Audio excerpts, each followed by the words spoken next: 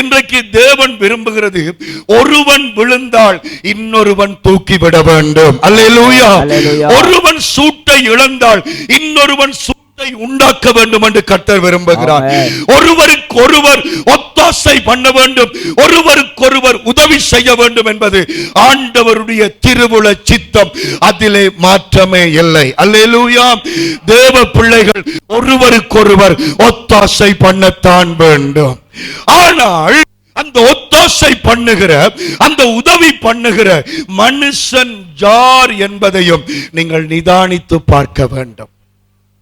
அதனாலதான் தமிழில் சொல்லுவார்கள், பாத்திரம் அறிந்து பிச்சையிட வேண்டும்.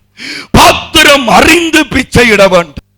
நாங்கள் சப்போர்ட் பண்ண வேண்டும், நாங்கள் ஒத்தாசை பண்ண வேண்டும். ஆனால் யாருக்கு? நாங்கள் ஒரு ஆளுக்கு ஒரு ஆள் உதவி செய்ய வேண்டும். ஒரு ஆள் பாரத்தை ஒரு சுமக்க வேண்டும். ஆனால் நாங்கள் சுமக்கிற பாரம் யாருடையது என்பதையும் நிதானித்து பார்க்க வேண்டும். அல்லேலூயா.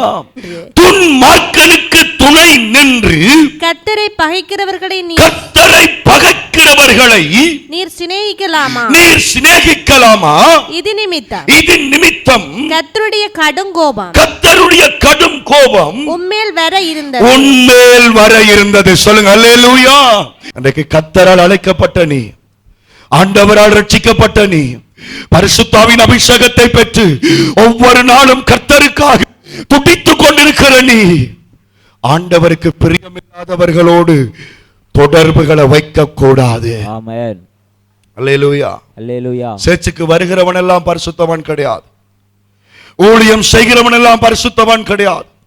தெருவிருந்து எடுக்கிறவன் எல்லாம் பரிசுத்தவான் கிடையாது. 12 பேர் தெருவிருந்து எடுக்கும் பொழுது ஒரு பிசாசும் சேர்ந்து தெருவிருந்து எடுத்துச்சது. ஆகவே தேவ பிள்ளைக்கு தெரிய வேண்டும், நான் யாருக்கு சப்போர்ட் பண்ண வேண்டும். கவனிங்க, நான் யாருக்கு உதவி செய்ய வேண்டும், நான் யாருக்காக ஜெபிக்க வேணும், நான் யாருக்காக உபவாசிக்க வேணும்.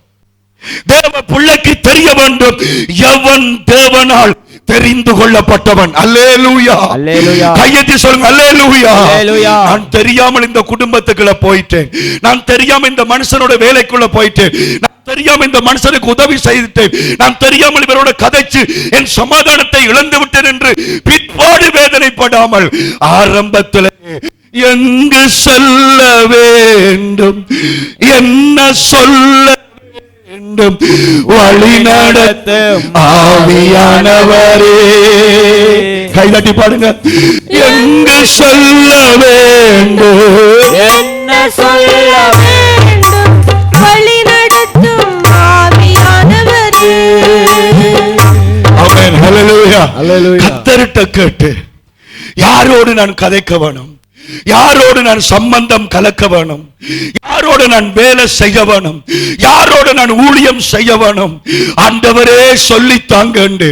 தேவ சித்தத்தின்படி சப்போர்ட் போகும் பொழுது கர்த்தர் உன்னை உயர்த்தி ஆசீர்வதிப்பார். அதான் ஆண்டவர்ட்ட வார்த்தை சொல்லுது, 2 பேர்.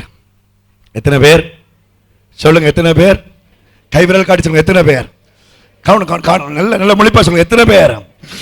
2 பேர். ஒரு மனப்படுகிற 2 பேர், ஒரே சிந்தையுள்ள 2 பேர், வன்மையான இருதயம் கொண்ட 2 பேர் பூமியில் ஒருமனப்பட்டால் நான் அவர்கள் மத்தியிலே இருப்பேன்.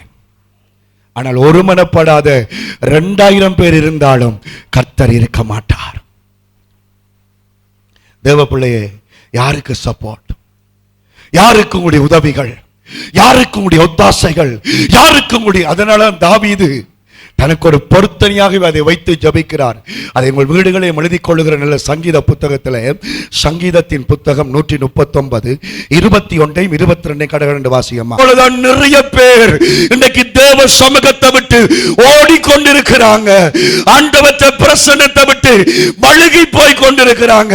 பரிசுத்தமா இருக்க முடியல, கள்ளு குடிக்காமல் இருக்க முடியல, சாராயம் குடிக்காமல் இருக்க முடியல, வெத்தலை வாக்கு போடாமல் இருக்க முடியல, 2 3 கல்யாணம் கட்டாம இருக்க முடியல, அசுத்தங்கள் செய்யாமல் இருக்க முடியல. ஆகவே என்ன செய்யறாங்க? ஆண்டவரை விட்டு ஓடிக்கொண்டிருக்கிறாங்க. ஹல்லேலூயா.